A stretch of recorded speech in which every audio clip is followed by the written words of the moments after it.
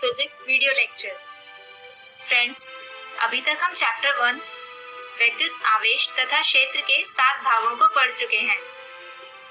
आज हम इसका 8वां भाग समझेंगे और इस 8वें भाग में हम समझेंगे कि जब किसी द्विध्रुव को किसी एक समान बाह्य क्षेत्र में रखा जाता है तो वो किस तरह से बिहेव करता है, यानी एक समान बाह्य क्षेत्र में द्विध्रुव।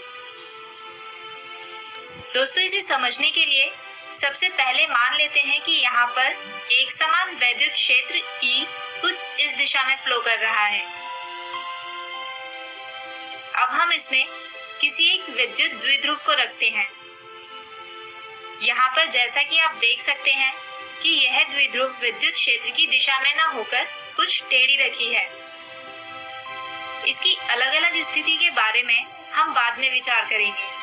अभी अगर हम देखें तो यह पाते हैं कि द्विध्रुव अपनी प्रारंभिक स्थिति में बदलाव लाती है और विद्युत क्षेत्र की दिशा में घूम जाती है। यानी हम कह सकते हैं कि किसी एक समान बाह्य क्षेत्र में विद्युत द्विध्रुव स्वयं को विद्युत क्षेत्र की दिशा के अनुदिश कर लेते हैं। आइए समझते हैं कि आखिर ऐसा होता क्यों है। मान लीजिए कि यहाँ पर एक विद्युत क्षेत्र कुछ इस दिशा में है, जिसमें हमने एक द्विध्रुव रखा है, जिसमें धनात्मक आवेश बिंदु A तथा ऋणात्मक आवेश बिंदु B पर रखा है। दोस्तों, यहाँ पर हमने केवल विद्युत क्षेत्र की दिशा को दर्शाने के लिए एक ही एरो बनाया है। अब जैसे कि हम जानते हैं कि धनात्मक आवेश विद्युत क्षेत्र की दिशा में जाना चाहेंगे, क्योंकि विद्युत क्षेत्र एक धनात्मक आवेश से ही उत्सर्जित होता है और दो समान आवेश एक दूसरे को प्रतिकर्षित यानी रिपेल करते हैं। यानी बिंदु A या धनात्मक आवेश पर लगने वाला बल होगा प्लस QE, जबकि बिंदु B पर रखा ऋणात्मक आवेश विद्युत क्षेत्र की दिशा के विपरीत यानी नीचे की ओर जाएंगे और इस आवेश पर लगने वाला बल का परिमाण होगा ऋणात्मक QE। अब दोस्तों, जैसा कि हम जानते हैं कि किसी निकाय पर समान परिमाण किंतु विपरीत दिशा में लगने वाले बल युग्म निकाय में बल आघूर्ण उत्पन्न करते हैं। यानी यहाँ पर भी इस द्विध्रुव में उत्पन्न होता है बल आघूर्ण, जिसकी वजह से ये द्विध्रुव अपने मध्य बिंदु के सापेक्ष घूम जाता है। दोस्तों, बल आघूर्ण को ज्ञात करने का सूत्र होता है बल गुणा बिंदुओं के बीच लंबवत दूरी।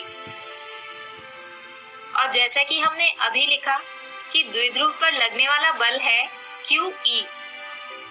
इसके अलावा बिंदुओं के बीच लंबवत दूरी जानने के लिए हम त्रिकोणमिति का उपयोग करेंगे। मान लीजिए कि ये द्विध्रुव विद्युत क्षेत्र के साथ थीटा डिग्री का कोण बनाता है। तो अगर हम बिंदु A तथा बिंदु B से एक समकोण त्रिभुज ACB बनाएं, तो इसमें कोण BAC भी होगा थीटा। यानी यहाँ पर दोनों बिंदुओं या आवेशों के बीच लंबवत दूरी है AC, जिसका मान होगा 2A sin थीटा।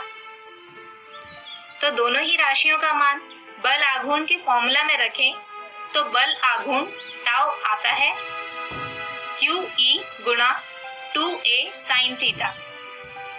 दोस्तों, यहाँ पर हम 2QA को साथ लिख लेते हैं और अगर आपको याद हो तो यह होता है द्विध्रुव आघूर्ण, जिसे लिखा जाता है P से। यानी बल आघूर्ण होगा PE sin थीटा। यानी इसे P तथा E का सदिश गुणनफल भी कहा जा सकता है, यानी P क्रॉस E। आइए अब इस द्विध्रुव की विद्युत क्षेत्र में विभिन्न स्थितियों पर विचार करते हैं, जिसमें सबसे पहले आता है जब द्विध्रुव विद्युत क्षेत्र की दिशा में हो। दोस्तों, इस परिस्थिति में विद्युत क्षेत्र तथा द्विध्रुव आघूर्ण के बीच बनने वाला कोण होता है 0 डिग्री। तो बल आघूर्ण का मान होगा PE sin 0 डिग्री। और क्योंकि sin 0 डिग्री का मान होता है 0, इसलिए यहाँ पर बल आघूर्ण का मान भी होगा 0। यानी इस केस में द्विध्रुव नहीं घूमेगी। अगली परिस्थिति है जब द्विध्रुव विद्युत क्षेत्र के लंबवत हो। दोस्तों, इस परिस्थिति में विद्युत क्षेत्र तथा द्विध्रुव आघूर्ण के बीच बनने वाला कोण होता है 90 डिग्री। तो बल आघूर्ण का मान होगा PE sin 90 डिग्री। और क्योंकि sin 90 डिग्री का मान होता है 1, इसलिए यहाँ पर बल आघूर्ण का मान हो जाएगा P गुणा E। आइए अब आज के वीडियो में समझाए गए विषय पर आधारित एक उदाहरण समझते हैं। प्रश्न है, समान आवेश 2 कूलम और ऋणात्मक 2 कूलम को 2 सेंटीमीटर की दूरी से अलग करने वाले विद्युत द्विध्रुव को 30 डिग्री के कोण पर 0.225 न्यूटन प्रति कूलम के विद्युत क्षेत्र में रखा गया है।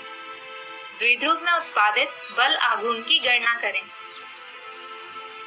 दोस्तों, जैसा कि हमें प्रश्न में दिया गया है कि यहाँ पर ये द्विध्रुव विद्युत क्षेत्र से थीटा यानी 30 डिग्री का कोण बनाती है। तो यहाँ पर हम हमें दी हुई राशियां लिख लेते हैं, जो है Q बराबर 2 कूलम। इसके अलावा 2A बराबर है 2 सेंटीमीटर, या फिर इसे लिख सकते हैं 0.02 मीटर। इसके अलावा E यानी विद्युत क्षेत्र है 0.225 न्यूटन प्रति कूलम और थीटा एंगल दिया हुआ है 30 डिग्री। अब जैसे कि हम जानते हैं कि बल आघूर्ण होता है P क्रॉस E या 2QA E sin थीटा। तो दोस्तों, यहाँ हम सभी राशियों का मान इस समीकरण में रख देते हैं तथा इन्हें हल करने पर आता है बल आघूर्ण का मान, जो होगा 0.0045 न्यूटन मीटर। तो दोस्तों, हमारे आज के इस वीडियो में हमने समझा कि किसी एक समान बाह्य क्षेत्र में रखा कोई विद्युत द्विध्रुव किस प्रकार बल आघूर्ण उत्पन्न करता है। हमारे अगले वीडियो में हम शुरू करेंगे अपना अगला अध्याय, स्थिर वैद्युत विभव तथा धारिता। तब तक के लिए take care and good bye.